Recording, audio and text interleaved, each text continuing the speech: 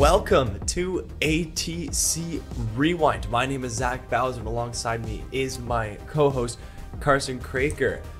Today we are joined by another lovely guest here on the set.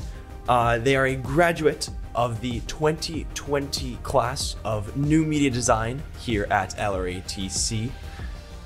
Tessa Prince. Tessa, thanks for joining us. Thanks for having me. I'm very excited for this. It's going to be a blast, and I'm sure we have a couple of great questions to ask you. And I'm sure whoever's listening to this wants to listen to it. I'm sure that they'll have a great time.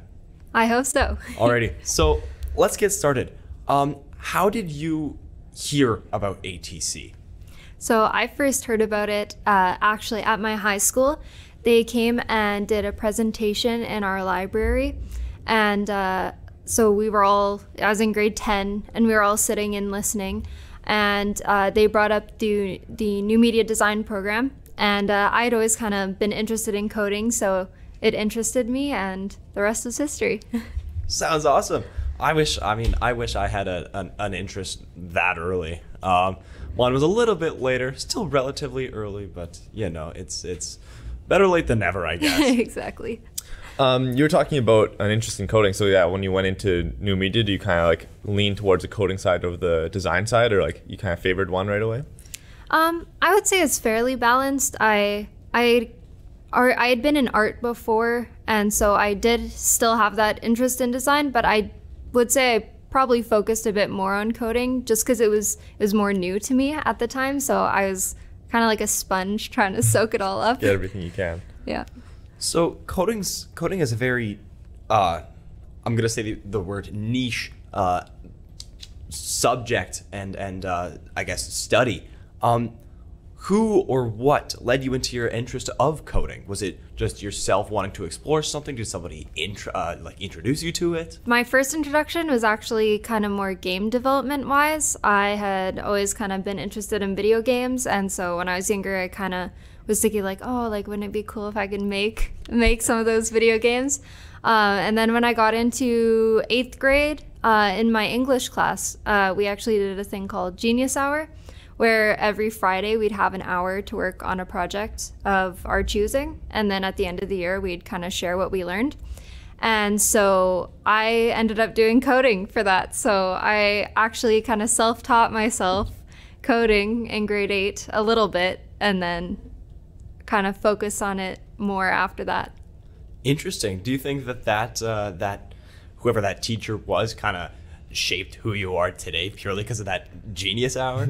I think so. I sent him a card a couple years later to let him know that like, hey, it was because of you that I'm where I am right now. That's awesome. Yeah. That's awesome. Having bonds like that with teachers is so awesome. And that's something that I feel like we take pride here in ATC. I know you had a pretty good experience with teachers here. Tell me a little bit more about that. Yeah, for sure. So one of the main things that I noticed when I came here was the energy at the school, and specifically with the teachers. You could tell that they loved what they were doing. They were always excited. They were really good at explaining everything and teaching how to do what they're doing. And because of their excitement, it made you excited, and you were looking forward to come to school every day. Contagious almost. Yes, exactly. That's awesome. You were talking about, just a very positive experience. What would you say is like your favorite or like most fond memory about being in the building here? Oh, that's a hard one. I think there's two main points that stand out. I remember at one point it was all the different programs were like against each other in some challenges. And I remember there was tug of war. And we were kind of a small class. And, we're a bunch of nerds. We're not really sporty. And so only about 4 of us actually participated. And I think we went up against hairstyling. And there were like 20 of them. So it was like the 4 of us against like 20 of them. No. We tried really hard though. What an underdog story. That would have been so funny. Yeah.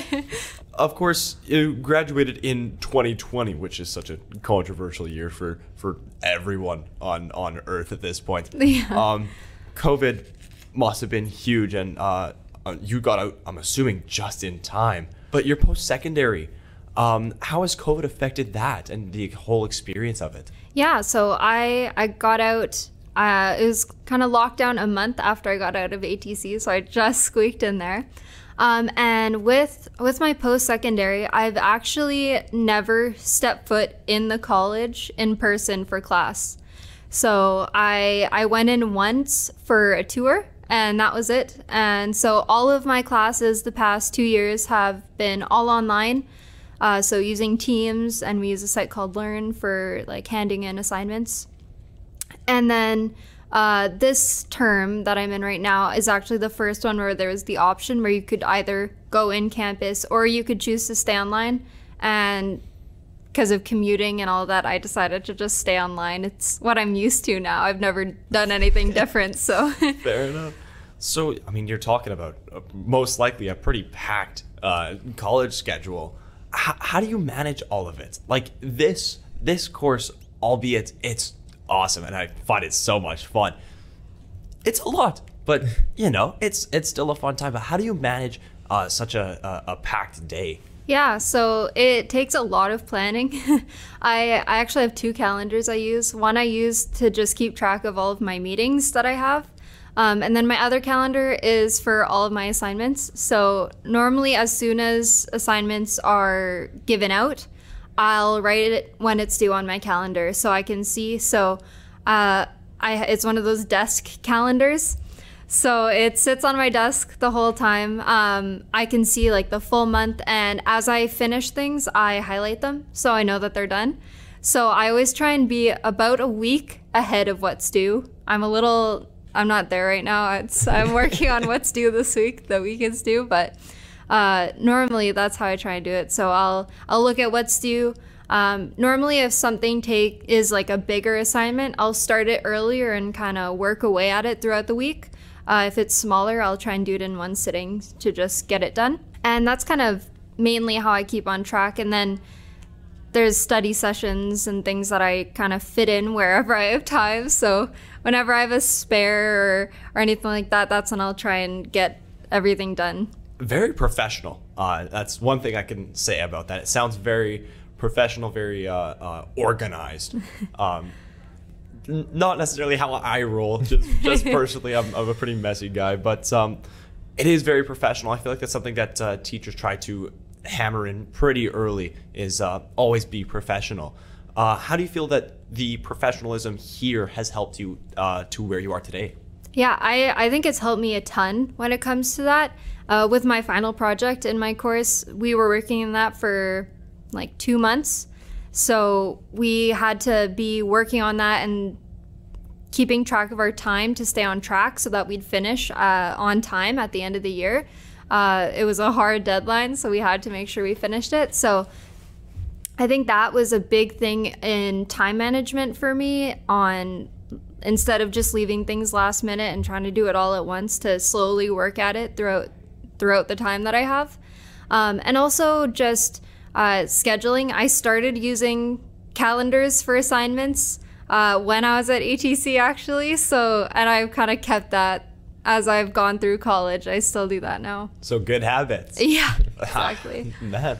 I know that's one of the things you do, or one of the things you had done in that course was work with like companies, or work with not employers, but kind of employers, right? Yeah, like clients. Clients, yeah, that's the word I'm looking for.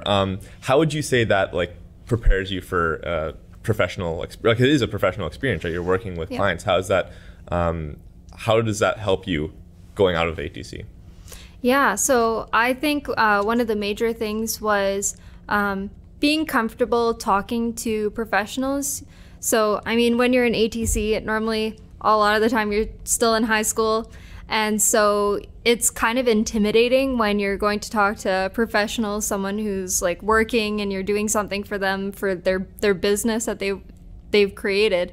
And so it's a little intimidating, but I think being able to have that practice in communicating with them and getting comfortable with that has really helped me when I'm in college, when I'm working with I've had to do informational interviews with people, and so you're reaching out to people working in industry that you've never contacted or met before, and trying to be professional to make a name for yourself in the industry and have a good reputation with them. So I think that really helped me be more comfortable when speaking with them. And then also just in general with presentations, having that confidence really helped me with all of my presentations I've done for school. So you're in school currently. Do you have a job on top of your insane schedule? Some people do. I don't. I did my co-op, and then once my co-op is in term 4, and I'm in term 5 right now, which is my last term. And so I kind of discussed with my employer because they wanted me to keep working for them. So we decided that I would stop while I'm in my last term so I could focus on that. And then after my term, I'll be heading back there. Nice. And of course, that all happened, I'm assuming, during COVID. You talked to us a little bit earlier about how you worked with people from like Saskatchewan and Alberta and Ontario and all these other places all across the country. How's that experience been? Yeah, so that's actually been really cool for me. So I work online, so from home. So we're connected all through email and Teams as the main 2 forms of communication we use. And so it's really interesting. So my original boss when I was working there is from Saskatchewan. She lives there. So we would always just communicate over Teams. She'd share her screen when she was training me. And then later on, I got a new boss who is in Winnipeg. So then that was I was more used. They kind of knew what it was like here in Winnipeg. And then but in every department, there's people from all different areas. So that was in the ad ops department. Then I also worked with the dev department, and most of them were from Quebec. And so I speak French, so it was it was nice because we were talking in English and French. It was kind of a mix, so it was kind of funny. But it was really neat to be able to work with people across Canada. We love talking franglais. It's an awesome language. It is so cool. Yeah. We talk a lot about in here about like how the people you're working with in the class are just people in the industry, right? You're probably going to be working with them further on. How are your contacts with classmates, or like now how many do you work with or see or talk to? Yeah, so I'm still in contact with both my group members that I did for my final project.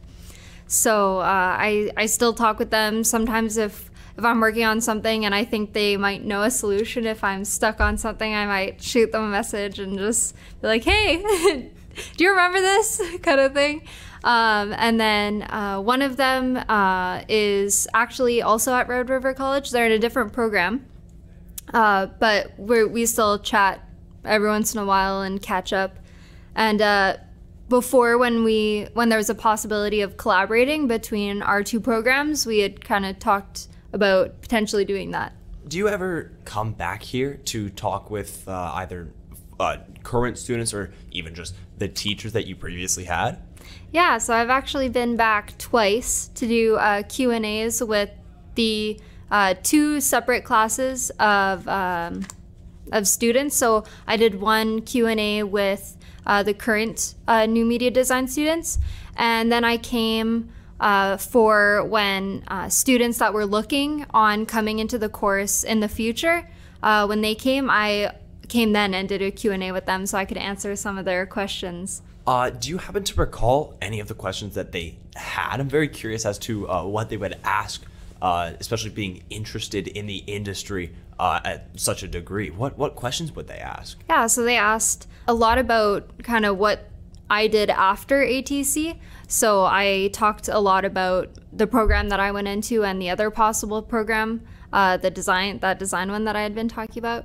And then kind of talking about, is it beneficial to bring a laptop to work so you can bring your stuff home from class and stuff like that, stuff that what did you learn here that helped you later on? What was like the main takeaways that you use most often? So how'd you find the class that you're currently in at Red River? Was there a list of classes you wanted to potentially take and then just fire away resumes, or was it you had your sights set on this one class and you kind of drove for it?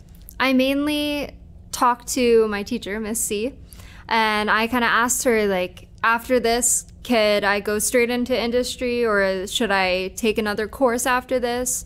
And she said, basically, I could go in industry, or if I wanted to learn more. She's the one that mentioned those 2 courses at Red River, or the computer science course for university.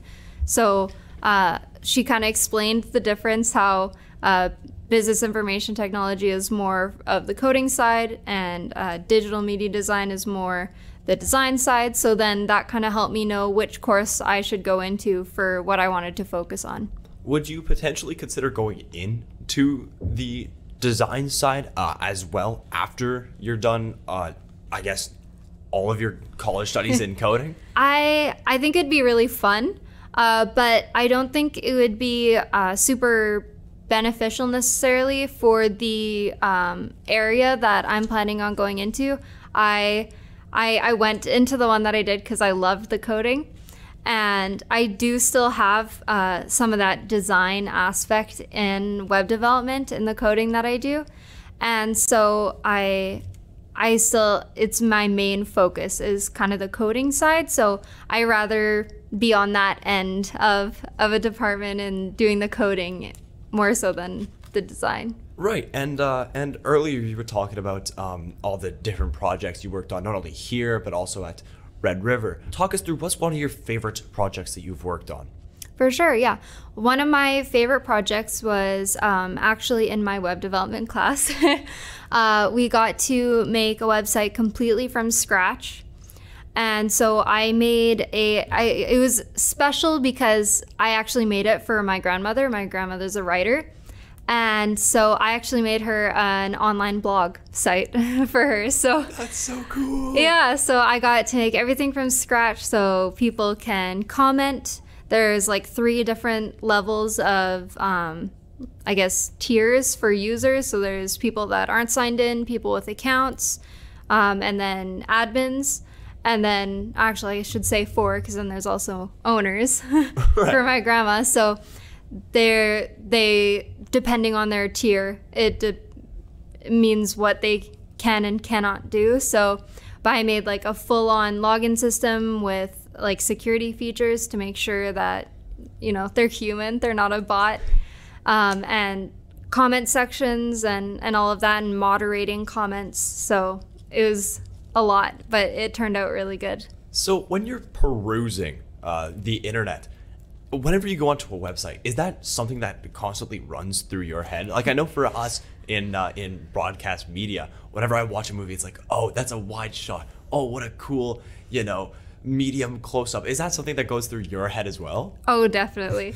I find, especially if it's a website that could be better, a lot of the time I'm like, oh, they shouldn't do it that way, or oh, I know how to do that, I could fix that, or or that kind of thing. So it's definitely something that, I mean, if I'm in a rush, not necessarily if I'm doing research for something, right. I'm not as focused on it. But if I'm going onto a site and I'm not in a rush and I see something, I'm like, oh, I could fix that kind of thing. That's so cool. I mean, it's something you don't necessarily think about before coming here, but then when you leave, it's the only thing that goes through your head whenever you're, like, for us, like I said, watching a movie or watching a TV show. It's the only thing that runs through my head. Yeah. Yeah, I definitely have seen that a couple times. I'm like, oh, yeah, that's that shot, or like, oh, they've done this. Like, I like what they did there. I didn't like what they did there. For people who want to go here, and for people who aren't necessarily too knowledgeable on what this whole school is all about, what piece of advice would you have for them? Probably to be excited and come ready and willing and really to put in the effort, because I mean, you chose to be here. Everyone that's here chose to be here. And you can feel that when you come. Everyone's excited. So I think having that excitement, and you don't want to be apathetic or always, I mean, you can't really help it if you're tired, but you want to be excited and happy that you're here, and to make it a good experience. Energetic and enthusiastic. Those are two words I usually use. Both E words. They're both great words, though, to describe the whole sense of this fantastic school. Well, thank you for joining us today. It's been absolutely awesome. I mean, of course, just knowing the whole circumstances of this, it's been relatively successful. And once again, thanks for joining us today. Well, thanks for having me.